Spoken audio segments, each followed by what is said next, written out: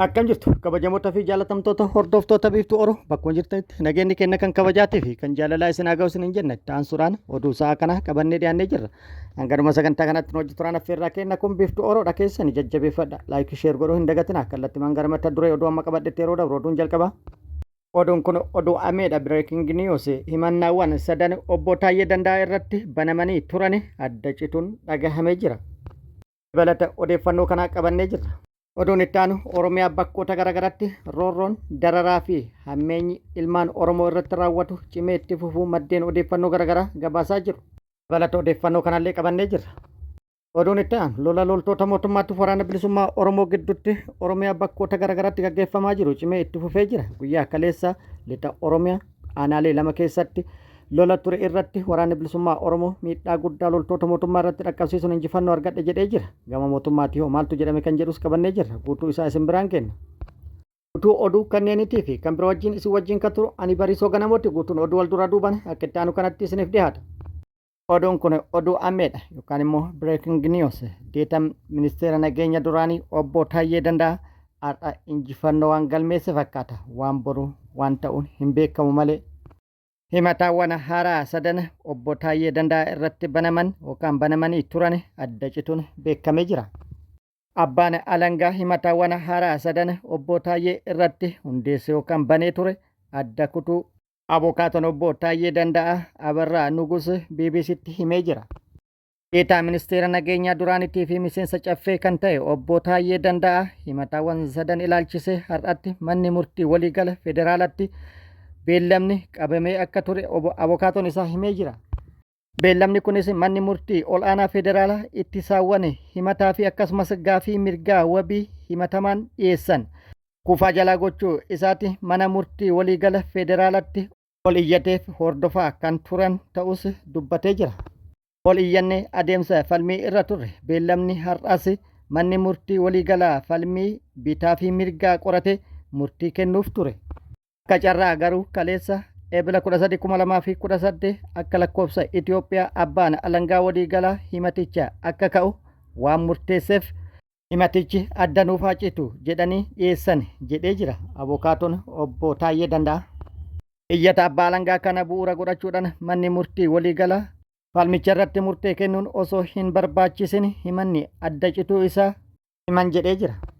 Gama biraatiin abbaan alangaa himataawwan sadeen adda kutuudhaaf yookaan adda kutuu isaatiif sababaawwan eeree qaba jechuudhaan kan gaafataman obbo Abarraan wanti akka sababaatti eerame hin jiru jedhee jira. Itti dabaluunis himanni adda cituun bilisa jedhamu akka hin taane kan himan abukaatichi himannaan adda citeera jechuun himatichi hin socho'u jechuu miti jedhee jira. Wanti nu jalqabarra jennes dubbiin kanumaan wal fakkaatti. Injifannoo har'a galmeessus boru himanni kun kallattii jijjiirate itti ka'uu danda'a waan jedhameef. Oduun itti aanu guutuu Oromiyaa keessatti bakkoota garaagaraatti miidhaan dararaa fi akkasumas gidiraan uummata Oromoo irratti raawwatamaa jiru cimee itti fufee jira. Odeeffannoo godinaalee Oromiyaa garaagaraa irraa arganne akka itti aanu kanatti qabannee jirra. Godina Matakkal aanaalee hedduu keessatti eebila 17/2026 bilisiginnaan hawaasa nagaa namoota maqaan isaanii Biqilaa Namarraa jiraata aanaa Dibaat bulchiinsa magaalaa Gaalessaa mana yaala dhuunfaa nama qabu Yaaragal Abbabaa jiraata magaalaa Gaalessaa Misgaanaa Tafarii dhalataa bulchiinsa magaalaa Gaalessaa Dirribaa Alamuu jiraata aanaa Wambaraa ganda Xuumminaa Qacamaa kanneen jedhaman waraana bilisummaa Oromoof odeessa laattoo meeshaalee waraanaa barbaachisan akka uffataa, kophee, rasaasaa, boombii fi qoricha dhiyeessituuf jechuun sababa Oromummaa isaaniif sarbamanii waan hin beekneen yakkamanii mana hidhaa waajjira poolisii aanaa Wambaraa fi kaambii waraana bulchiinsa magaalaa Gaalessaa keessatti gaaffii tokko malee darbatamanii dararamaa jiraachuu jiraattonni naannichaa dubbisni tokko himaniiru. Akka jiraattonni yaada isaanii ibsanitti lukkeeleen bilisiginnaa hawaasa jiruuf jireenya isaa fooyyeffachuuf hojii garaagaraa irratti bobba'ee jiraatu deeggarsa qaama siyaasaa kamuu nama hin qabne naannoo waboo buufatee jiruu fi hin jirretti maqaa waboo waliin hidhata qabdu jedhu itti maxxansanii badii tokko malee mana hidhaatti darbachuun dararaa jiraachuun himamee jira. Murni saamtota bilisiginnaa tooftaa ittiin garaa isaanii guuttatanii bulanii fi gama dinagdeen ilmaan Oromoo qocarsuun galii impaaretti kufe guddisan baafachuun maqaa adda addaa godhachuun hawaasa saamuu fi hidhuun daba ulfaataa raawwachaa jiraachuun ni beekama. Godina lixa shaggar aanaa cobii ganda yuubdoo keessatti eebila 18 bara 2026 gareen 120 saamtonni murni bilxiginnaa ijaaree uummatatti obbaasee roorroo hamtuu qaqqabsiisaa jiran akkuma itti fufanitti jiru. Miseensa garee saamtota kanaa kan ta'e namni maqaan isaa Yoseef Gaaddisaa yookaan Bokee Gaaddisaa nama maqaan isaa Didaa Gaddafaa jedhamu ajaja hin fudhattu jechuun rasaasa itti roobsee ajjeesee gatuu fi nama kan biraa tokko kan mana suphaa bilbilaa keessa hojjetu dhalataadhuma aanaa cobii ganda yuubdoo ta'ee magaalaa walakkaatti ajjeesuu jiraattonni gandichaa ONN itti himanii jiru. Gareen saamtotaa kun namoota godinaalee Oromiyaa garaa irraa hojii barbaachaa gara sana imalan maqaa ergamtoota wabooti jedhuun reebicha ulfaataa fi saamicha maallaqaa irratti raawwachaa akka jiran ibsamee jira. Caasaaleen murna PP gareen kun finxaaleeyyii Amaaraa maqaa faannoo jedhuun uummata Oromoo qe'ee qabeenya irraa buqqisaa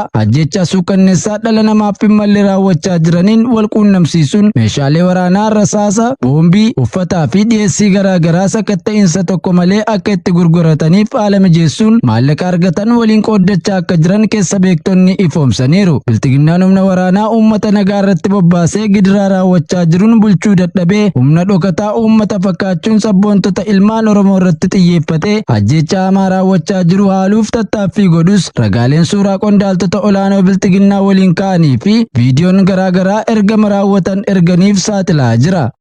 Godina Qilleen Wallaggaa aanaa sadii Canqaa ganda Canqaa Buruurii jedhamu keessatti eebila 19/2026 loltoonni bilxiginnaa manaajara ganda sanaa kan ta'e nama maqaan isaa obbo Yoosef Abdiisaa jedhamu mana jireenyaa isaatii gadi baasanii haala nama sururuu fi seera uumaa cabseen rasaasa itti roobsanii ajjeesuu maddeen himaniiru. Akka maddeen himanitti obbo Yoosef abbaa maatii akka ta'anii fi nama hawaasa naannoo biratti jaallatama guddaa qabuu fi badii balleesse kan hin qabne ta'uu himuun hidhattoonni murna maafiyaa PP immoo maqaa obboleessa keetu bosonaa hidhatee nu lolaa jira akkasumas woboof eeruu laatta jedhuun bakka maatiin isaa jiranitti ajjeesuu ifoomsaniiru. Tiksitoonni barcuma aangoo siyaasa koloneel Abiyyi Ahimad walii isaaniif illee kabajaa dhabuun maallaqa muraasaan gowwoomfamanii maqaa adda addaa walitti maxxansuun akka bineensaatti bakkee keessa wal ari'anii wal ajjeesuun daba ulfaataa wal irratti raawwachaa kan jiran ta'uun ni beekama.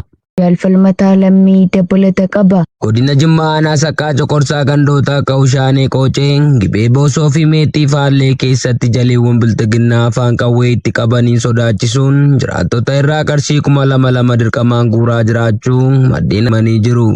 Akka maddeen himanitti kaffaltiin kunis nagahee seeraa kan hin qabnee fi maqaa biqiltuu baala shayeettiin dhaabna jedhuun torban darbirraa eegalanii saamaa jiraachuu dubbatu. Hawaasa harka qalleeyyii qarshii gaafataman kana kaffaluu hin dandeenye ammoo ergamtoonni sirnichaa dararaa fi doorsa garaa irratti raawwachaa jiraachuu maddeen itti dabaluun eeranii jiru. Uummata Oromoo cunqursuun hojii idilee isaanii kan ta'e ergamtoonni faashistii bilxiginnaa ajaja koloneel Abiyyi Ahimadiin goleewwan Oromiyaa cufatti akkuma fedhan bobba'uun dinagdee ilmaan Oromoo quucarsuu itti fufanii jiru. Oduun itti aanu lolli loltoota mootummaatiif waraana bilisummaa Oromoo gidduutti guutuu Oromiyaa keessatti gaggeeffamaa jiru akkuma itti fufetti jira. Lola guyyaa kaleessa loltoota mootummaatiif waraana bilisummaa Oromoo gidduutti lixa Oromiyaa godina Matakkalitti gaggeeffamee ture isin hin geennee turre guutuu isaa qabannee jirra.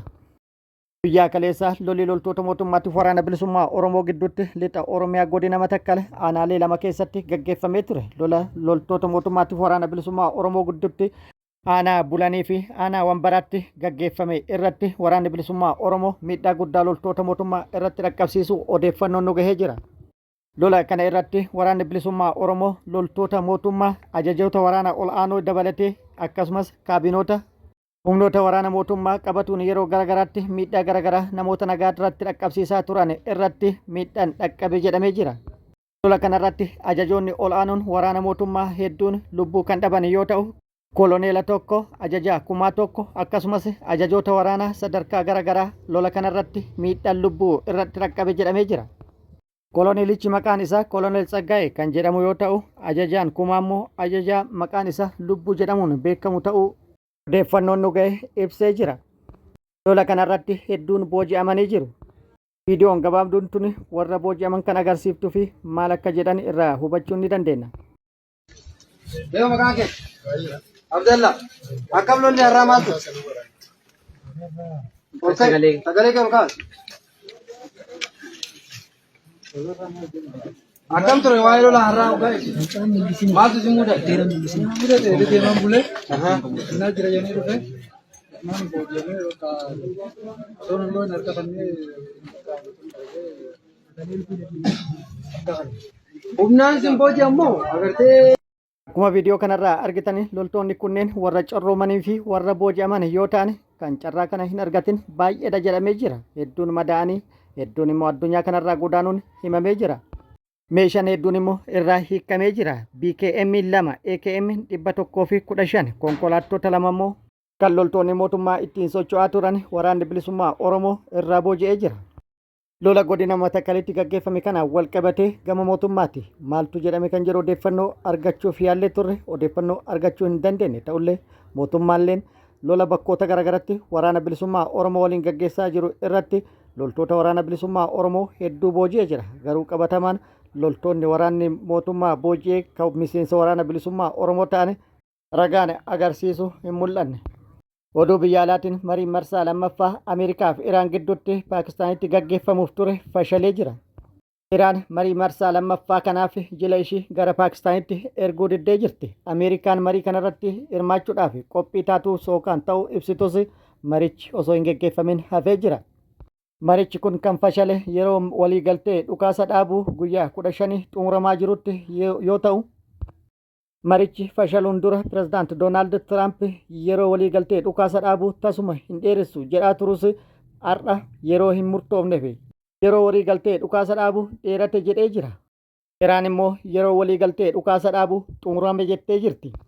Pirezidaant Doonaald Tiraamp yeroo waliigaltee dhukaasa dhaabuu kan dheerate ta'uu ibsuudhaan yeroo barbaachisettii fi yeroo itti toletti haleellaa Iraan irratti raawwatu akka danda'u ibsee jira yookaan akeekee jira. Iraan immoo haleellaa irratti raawwatamuuf qolatuu fi deebiftee moo haaloo ba'uudhaaf qophii ta'uu himtee jirti.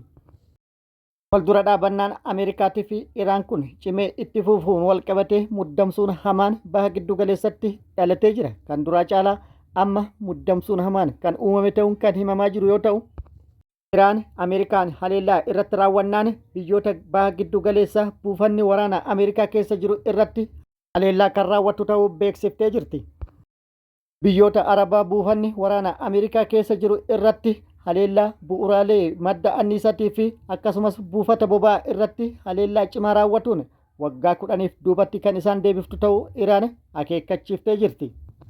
Akkuma jirutti ta'ee Iraan har'a doonii 3 irratti haleellaa raawwattee jirti. Doonii 2 yoo to'attu tokko irratti haleellaa raawwatuun ibiddi kan itti qabate ta'ulleen gabaafamee jira. Kun immoo muddamsuu guddaa uumee jira. Kabajamoota fi jaalatamtoota hordoftoota biiftuu Oromoo oduu namaaf qabadde kan hanga ammaa kana guutuu oduu wajjin isin wajjin kan ture ani Bariisoo Ganamooti hanga yerootti aanutti deebinee wal agarrutti nagatti nu tura.